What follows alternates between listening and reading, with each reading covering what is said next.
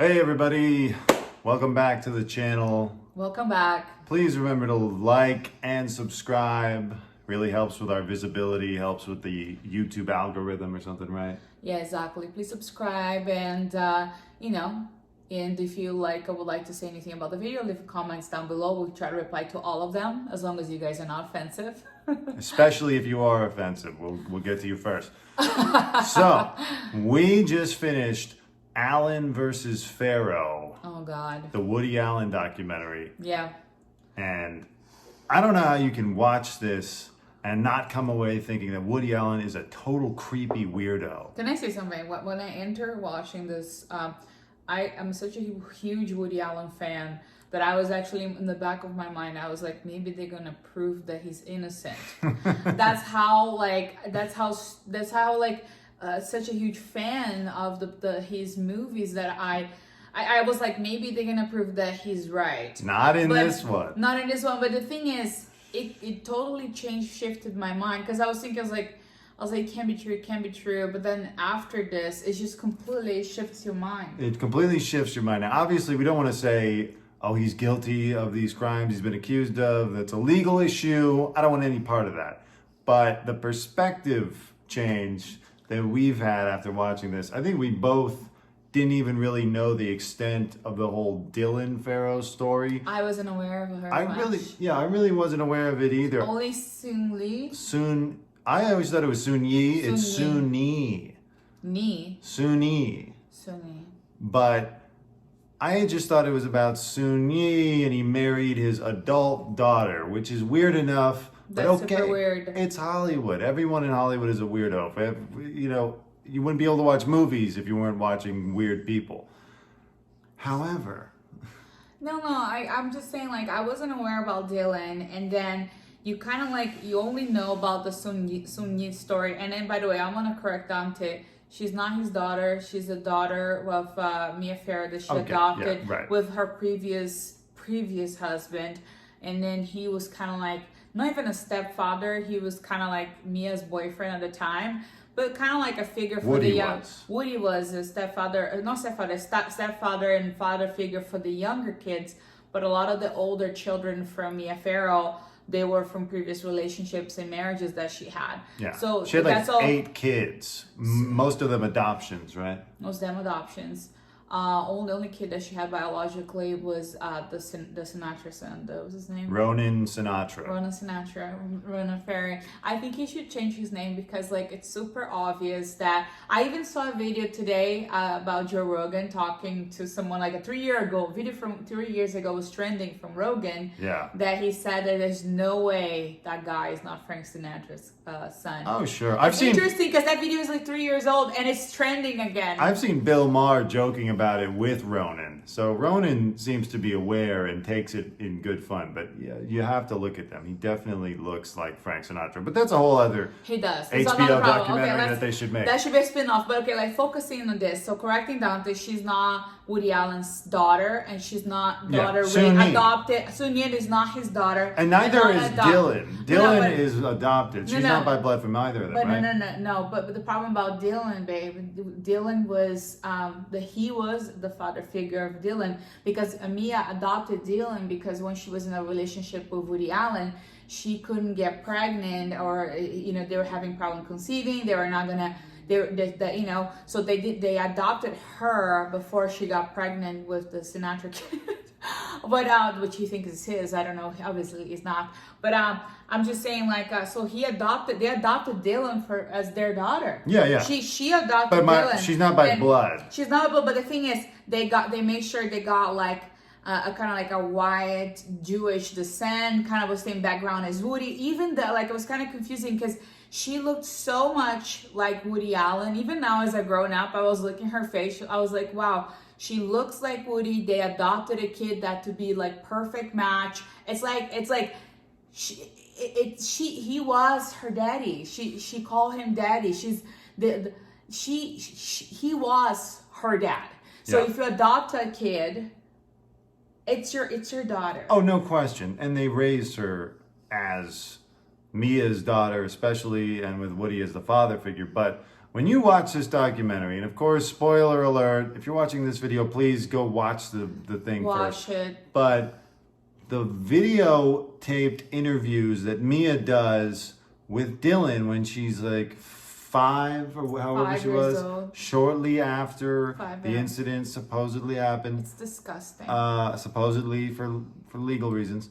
And then also the investigations and the evidence that was drummed up, and even those taped phone calls between Woody and Mia. Super weird the way he was acting. Yeah, where he's just trying to orchestrate his defense, really. And he's like, He was just gathering data yeah, it's very hard to come away from this and think that Dylan is lying. and A, think that Dylan is lying, and B, to keep watching Woody Allen movies. Let me say something. Let me just, before we go to watch Woody Allen movies, because I want to close with that, but let's not go there yet.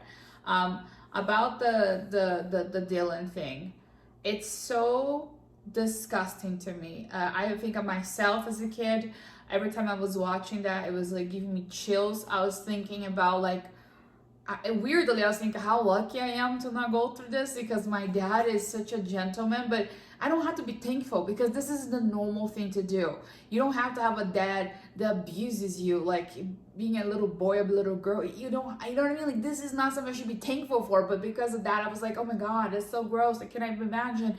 And then the shame that Dylan carried along her life of telling this that happened to her little body as a baby body.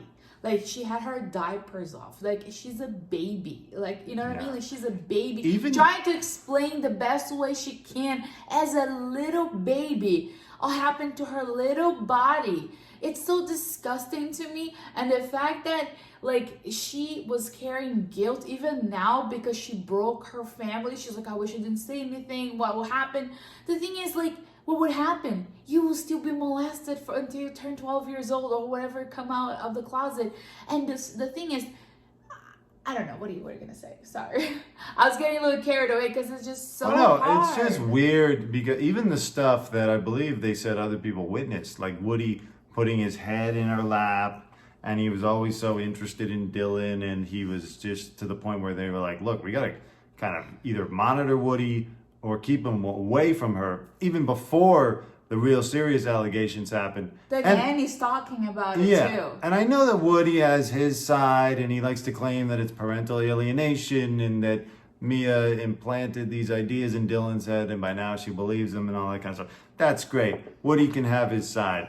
But there's too much odd behavior in this documentary that there is like video and audio evidence of, to come away looking at Woody Allen the same. Yeah. And he always seemed a little off, of course. I get that's his persona. And one of the things kind of like, since you're at that point, I just kind of want to add on to what Dante's saying. It's interesting that Dante said that he's an odd person. But then when they were talking about his movie plots, it's usually always some lost, weird, non-compromising, older Jewish man character that he draws, usually the underdog, usually like kind of not the alpha male, kind of the nerdy guy, and he always has some type of inappropriate relationship with some type of young woman. Yeah. And it's like, it's almost every movie that he did has that kind of premises of that it's okay because she's curious, it's okay because she wanted. He makes it, it's almost like he's trying to make all of us believe that it's okay if the victim wants it. It's weird because it almost feels like you can never look at the way he writes women in characters. Sorry, Hollywood. The same way after this. Look, there's obviously a recurring theme in his films. Now, I like artists to be free to make their art. However twisted it is, or however peppy and positive it is, I don't like to be like, oh, you shouldn't make this type of material because it's bad. Because part of the necessity of art is to explore these things that you can't necessarily explore in society. Now, I'm not talking about what Woody wanted to explore, but I'm just talking about ideas that are It generally makes it sound like what Woody verboten. explode. But they definitely It's they the did it. wrong They did an timing. analysis and they said, look, in every movie, he's like some little 40 plus, 50 plus year old guy who's being pursued by a 19-year-old. Or no, originally he wrote for a 13-year-old. Yeah, they went into the Woody Allen archives, which I don't know why he would turn those over. He must have such a big For the ego film school. about He the turned fact. it over to No, the I film know, school. but like he must have such a big ego about never believing that he's ever going to be held accountable for any of this by the court of public opinion, even that he turned over these archives where he's got multiple different drafts where he's changing the age of the girl. She's younger, she's older, she's high school, she's this and that. It's like. Freshman in high school. What are you doing, you cocky bastard? No. The thing is, what Dante's saying, I think I want to just kind of justify a little bit what he said before. He's not saying to exploit pedophilia or any type of exploitation. No. Of I'm just saying, I get worried when we try to censor art, but I'm not trying to say that to defend what Woody Allen did in his personal life. I think that you should censor pedophilia in movies, and you should bring it up as make a point that how to bring justice to that. If you're gonna do it in an exploitation way and kind of end in a kind of like happy ending thing, or it didn't really matter that this person got raped or abused, this is not okay. Because I think that Hollywood shouldn't try to impose acceptance in bad behavior in society, because movies mold a lot of who we are and the perception of what we expect in life. If you're expecting life, or little girls grow up and go through something like that with their professors or some teacher or some type of like a male figure that's like a older father figure, not even a father figure, if that starts becoming mainstream on TV, it gets kind of like people will accept that as their reality. So no, I completely disagree with Dante. I think it's important to actually hold it accountable, art, especially movies, because a lot of that shapes us of our identities. And even though you could be the unique person that you are, but movies do shape their identities. It makes you feel like, oh, okay, I would like a life like this movie. I would like to be more like that.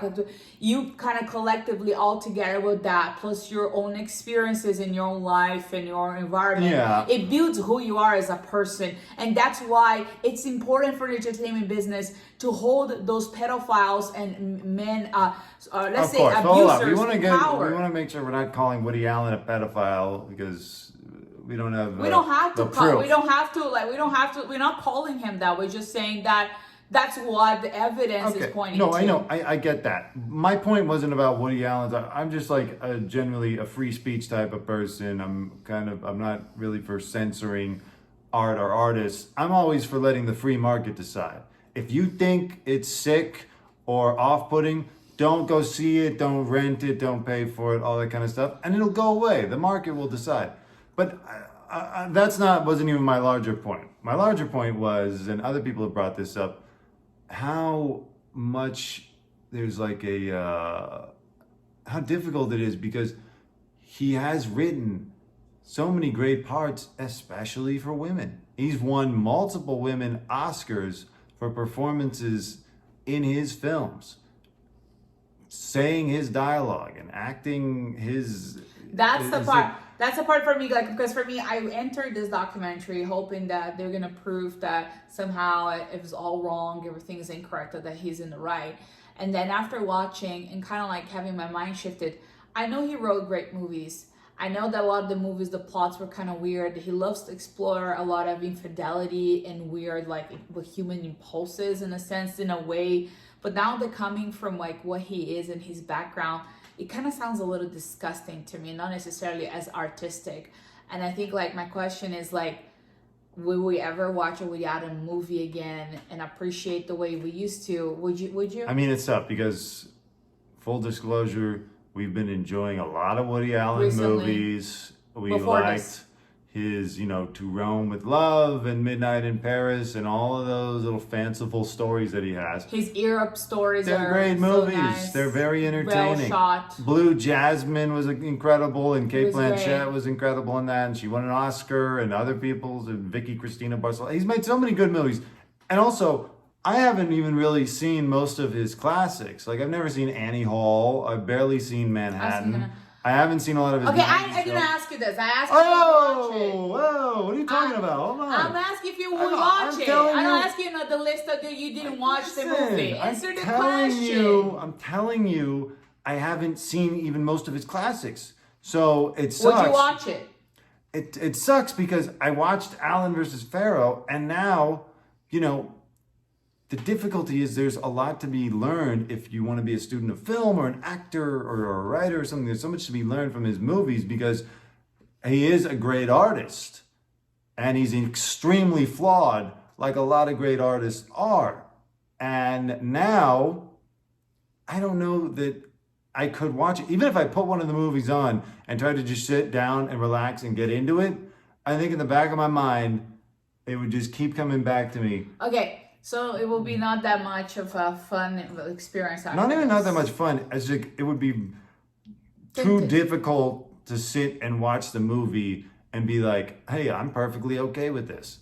I can just put this all out of my head and just Stephen Colbert said watch that this too. Woody Allen movie. Well, he was talking about Bill Cosby. Oh, okay.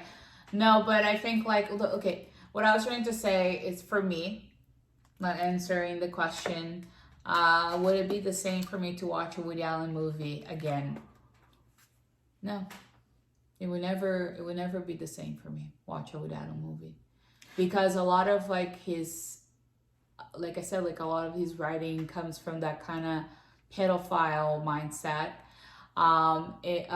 The thing about Europe too, that's one of the things that he said, that the daughter said in the documentary, spoiler alert, if you're watching this video, you probably watch it already, you just want to have someone to confirm the same emotions that you're feeling, that's why you're watching this video. She said that if we do this, Daddy would take me to Paris and I can be in his movies. She's just a cheap hooker actress. Yeah. And we can go to Paris. And then one of my favorite movies is Midnight in Paris by Woody Allen. And then when she said that as a little baby, and she said that multiple times, and then, there's a recording of her singing as a kid, not even as an adult, as a little kid. And then you watch Midnight in Paris or those European movies, and you think about him alluring a child to go to Europe, and then abusing a person. Well, so for me, it took a lot of it. It took a lot of the fun of it. And the thing is that one of the things I love about Ireland that other American directors don't have is that the care that he takes into showing Europe he shows it in a very interesting way. It's almost like you're looking at a painting and then you get the motion picture, the way the camera moves. I don't know who he hires to do the camera work with him, who is his steady man. I don't know who the team, the crew. Excellent. It's always so pleasant. During the Valentine's Day, we watch With Rome with Love with Penelope Cruz. Yeah. And it was just so beautifully shot. Yeah. And I will always appreciate Woody Allen movies as how they were shot.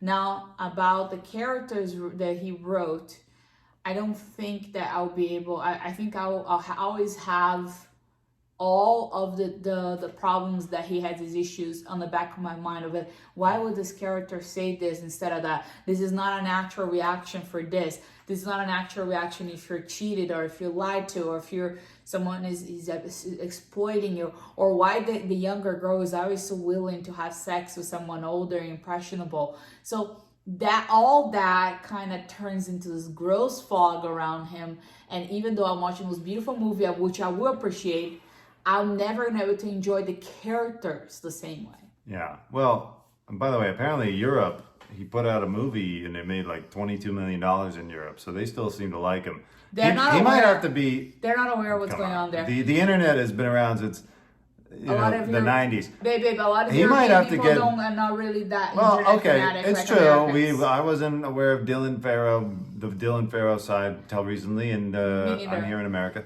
But who knows? Maybe he'll have to get banished to Europe like Roman Polanski and just make movies over there. He will actually. People eventually will keep up. What I think the British news can do the favor to us and tell Europe about what's going on and inform everyone what's going on. Do you guys get HBO over there? No, they don't. Watch Allen versus Farrow. They don't have HBO. Well, somebody, maybe the BBC will put it on. I'm wondering, they kind of broached this subject in the documentary. When he dies, will it be easier to watch these films? Now, here's my experience. You know, Michael Jackson, when I was growing up, he was already known as a freak weirdo, alleged child molester, you know, so like it was either funny when you heard his music or you just couldn't get into it. When you were a kid, you knew that? Sure.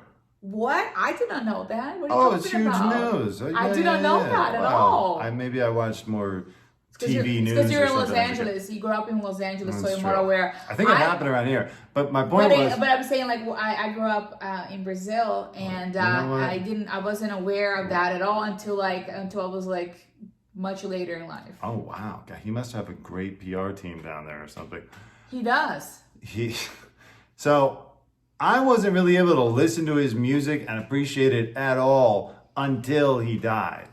Then I finally felt like, oh, you know, the children are safe.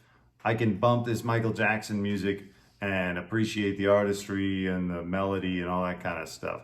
I still have issues with his character, but I was able to kind of get into the music because he was dead. I wonder now with Woody, and Woody, he might not have much longer to live. I mean, he's never particularly looked healthy. If in like 10 to 15 years, Woody drops dead, are we going to be able to go back and revisit these Woody Allen movies?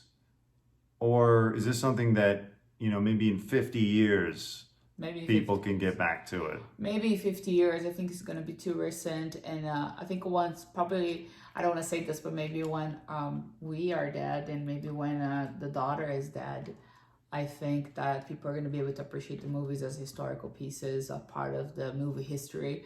But for now, while everyone is still alive and well, it's hard to kind of like appreciate it the same way. And about Michael Jackson, it's weird because Dante was driving the other day back from Beverly Hills, and I put the song Black and White, and I was having a good time singing in the car. And I put it a song because it symbolizes a lot of like unification of people, like of all races. Doesn't matter if you're black and white. I remember it meant so much for people in Brazil of color and people that were Latin or black and white. People also coming from all sorts of like Asian, different backgrounds. And that music is so uniting, even though like Michael Jackson himself is so racist because he's trying to become a white guy and doing all sorts of modifications to himself to be white.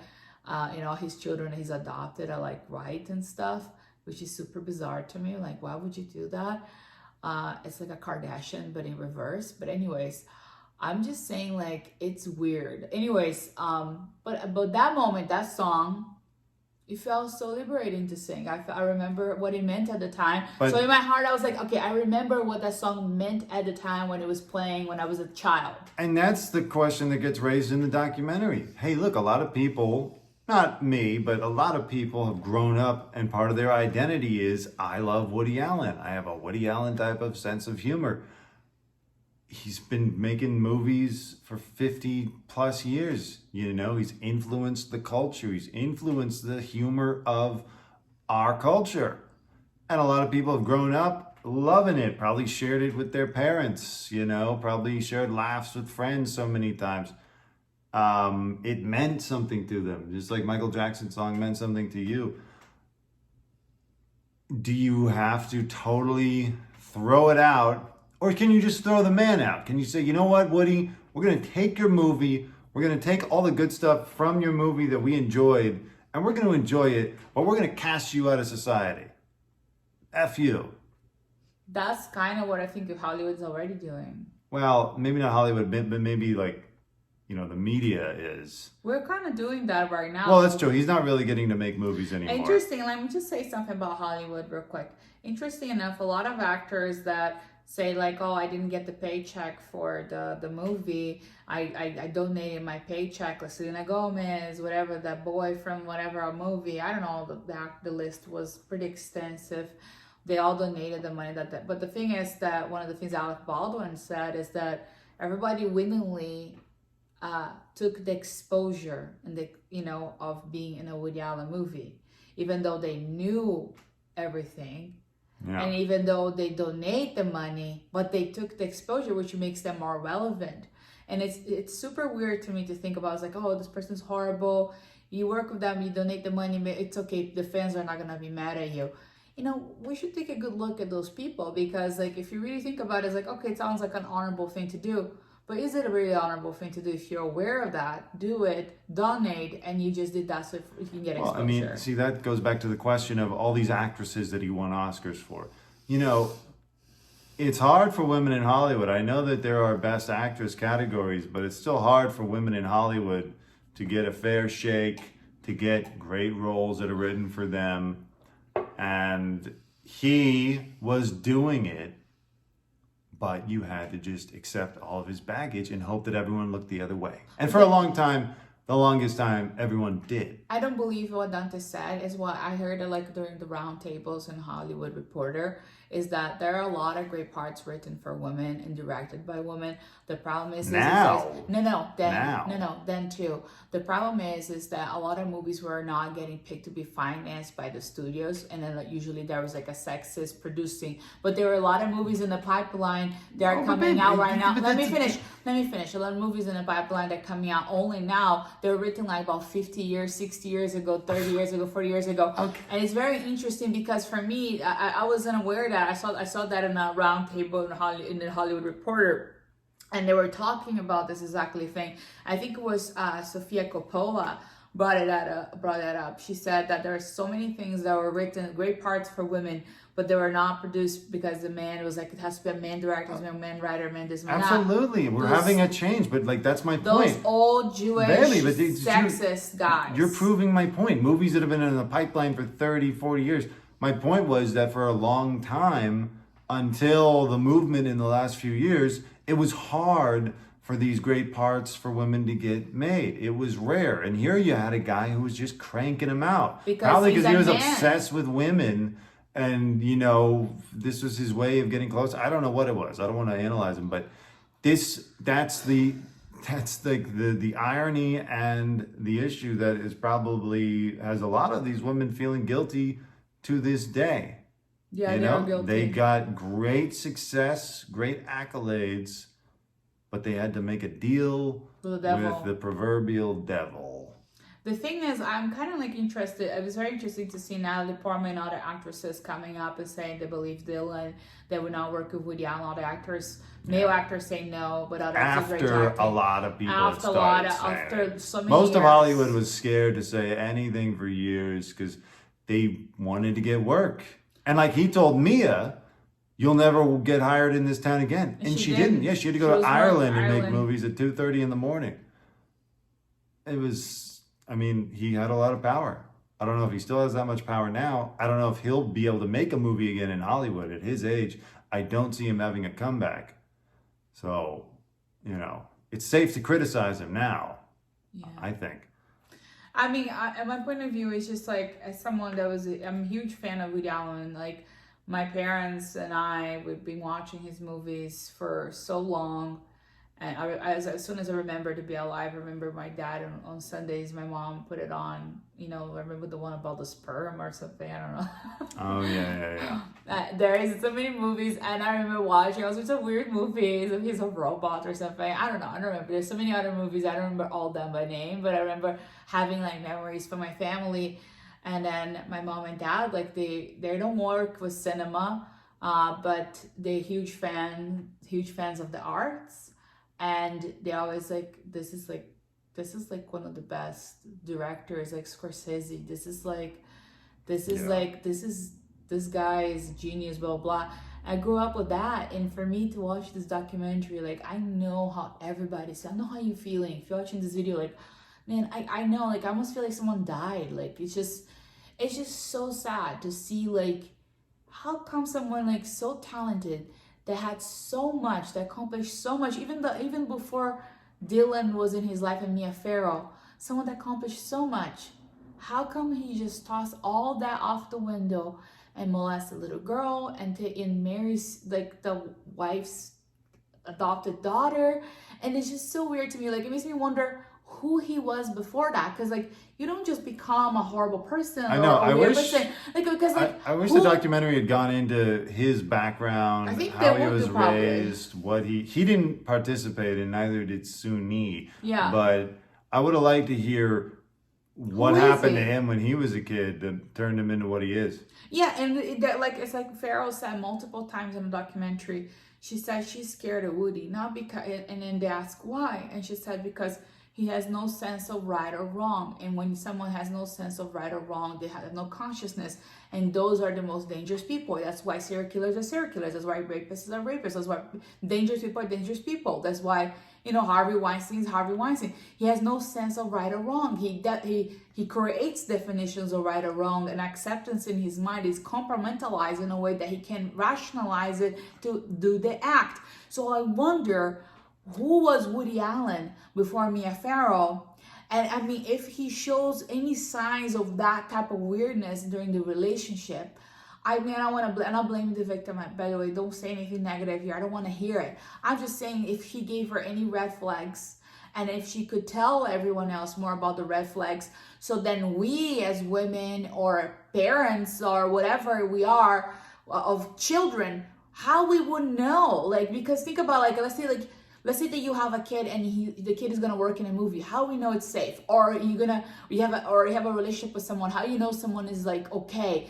How do you know? What were the things? Or if she was completely not aware? I mean, look, she probably never expected that would happen. It's Woody Allen. He's a famous celebrity. Why would he throw it all away on that kind of stuff?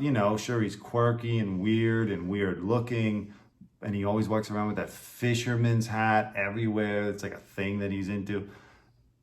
I'm sure she didn't think that this is even within the realm of possibility. Even when she was creeped out by how he was acting towards Dylan before this. So I think you can't. It was hard for her. You can't necessarily blame her, because it's like, what if she, in a hypothetical, what if she was wrong? What if Woody was totally normal and she was just like seeing things, So she's not gonna jump out and be like, Woody, you freak, creep. She was in a relationship with the guy. But I don't know. All I know is it's good that I'm glad that Dylan's getting her side of the story out on a bigger scale, because like I said, we really weren't aware, and we're pretty avid consumers of pop culture and film Woody Allen films. I'm a huge consumer. Like everyone else in the past 25 years, most of Hollywood, most of the movie-going public, we decided that it's maybe not right. It's kind of ugly that he ran off with Suni, but, we can live with it. She was an adult.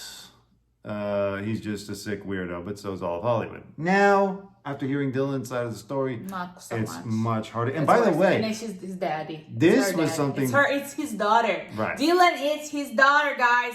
Right. Biologically or not, she was adopted to be his daughter. The baby, he held her as a newborn baby. It's his daughter. Right. That is not right. And can I say something? I am sad. Okay, I know that we all sad right now because this is like our idol. This is Woody Allen. It hurts. It hurts like we lost someone. It's like someone that we love that disappointed us deeply. If Woody Allen ever watches that, I'm just so disappointed, Woody. I just cannot even believe it. I don't want to believe it. I hope that I'm like in my mind, back in my mind, there's always like a little hope that was all fake, but it's not. It's just I'm crazy. I'm justifying in my mind. Allegedly, it's not fake. I'm just trying to justify my mind. But the thing is, I'm so happy to see Dylan as a grown woman and see her happy. She found the love of her life. She has a beautiful daughter that is loved by her husband in the right way, and she's loved by her husband. And the saddest part is when she's like talking to the cameras and she starts having mini panic attacks in the camera. Like I was shaking. I was like watching her like biting her jawline and she couldn't stop like shaking. I was just like, this woman has PTSD like in another level. And by the way, she needs to start putting some eye cream. But anyways, like I was just like, I'm sorry, like I was like feeling so sad for her, but I'm happy that she's doing well. I'm happy that Mia Farrow is a great grandma. The kid is adorable. Yeah. And the thing is, she's gonna be okay. And she talked to the judge that kind of took care of her case, which was really cool. And even though he told her that he didn't want to, we all know why he didn't put the case through, because we don't want to put Woody Allen there. He's going to ruin. But also, you know, I believe the prosecutor when he kind of said, look, we're going to have to put this 6 or 7-year-old through a media circus. She's going to be on trial. She's going to be asked about it over and over again. And people don't believe it's even more trauma. Yeah, he probably thought, look, I don't want to re-traumatize this child. It does make you feel traumatized. So, but you know, she got some closure with him, which was nice to see. By the way, it feels like this guy probably all his career, even now that he's retired, he probably felt like, he said the only thing that is in his mind, he prosecuted so many murders, killers, rapes, or whatever, but this case particularly has always been in the back of his mind. And then he looked at her, and it was a very touching moment that they share. And my boyfriend's phone is giving don't him worry, babe. Just ignore it, baby. And I am trying to focus. Anyways, and I'm just saying, like, you know, it was like a heartwarming conversation. There was some closure, and I'm so happy she's okay, but she needs to learn to do her makeup again, because she just wears she's just pale. She's put some blush and wear eye creams, and like her mom is Mia Farrow. Her mom has like a whole new face in her face. Like, put some Botox in your daughter. What are you doing? I don't know. Maybe she's just not that into public life or something. I don't know. But if you have a gay brother and he doesn't teach you about makeup, Botox, or taking care of your skin, he doesn't love you. Well, you know, I mean, he helped her with the case. He's very busy. He's a journalist. He has more work done than anyone in Hollywood. His face is completely frozen. He's like this. Let's put a big no. Excuse me, babe. There's something called like laws in this country. You can't just say someone has more work done. Let's put a big, allegedly, in your opinion. In my opinion, the guy did everything to his face that like Kylie Jenner did to hers. But the thing is, she needed a little eye cream. Like, she looked like she hasn't seen. By the way, you know, here's the thing. Face. This wasn't in the documentary, but I read about it afterwards. I live in Los Angeles. I don't even think, based on that documentary, she lives anywhere near Los Angeles. No, it seems like she's still living up in upper New York State on Mia Farrow's ranch. You gotta live in Here's New the thing York. that I wanted to say. My hair looks great. No. It looks great, but that's not my point. Woody Allen was apparently good friends with Jeffrey Epstein. And they were pictured palling around, once again in his little fisherman's hat, in New York City. And he was good friends with him after Epstein had been convicted and had to go and serve his prison sentence back in 2008. And so, of course, you can't say definitively just because someone was friends with Jeffrey Epstein that they were into some of that same weird Epstein stuff. But when you combine it with all of this, it's really not a good look. And I think in this case, you could say someone that pals around with Jeffrey Epstein like that, probably untrustworthy, to say the least. I wasn't aware of that. Yeah, I was, when I was reading more about this, you know, this was left out of the documentary. I'm assuming because it doesn't really have anything to do with it and it's highly speculative, but it's just, don't go walking around with Jeffrey Epstein, especially after he gets convicted. We all knew about Jeffrey Epstein years ago while he was still alive. You know, what are you doing, Woody? Woody really thought that none of this was ever going to come back to bite him. And for the longest time, it didn't. Like we all know, he kept getting to make movies and pal around with Jeffrey Epstein in The Village. And only in like the last 2 years, and only in America, because apparently in Europe, he can do whatever he wants. He puts out movies and they make millions of dollars. They are not aware of everything happening to him here. People don't care about American media. Okay, well, they care about American movies. No, they watch the movies, but they don't know about the gossip. They have their own gossip from their own celebrities there. They don't know about the gossip. They got Roman Polanski holding up there for the last 40 years. They don't know about the gossip. They don't know. They don't know. They're figuring out now. We're on to you, Frenchies. No.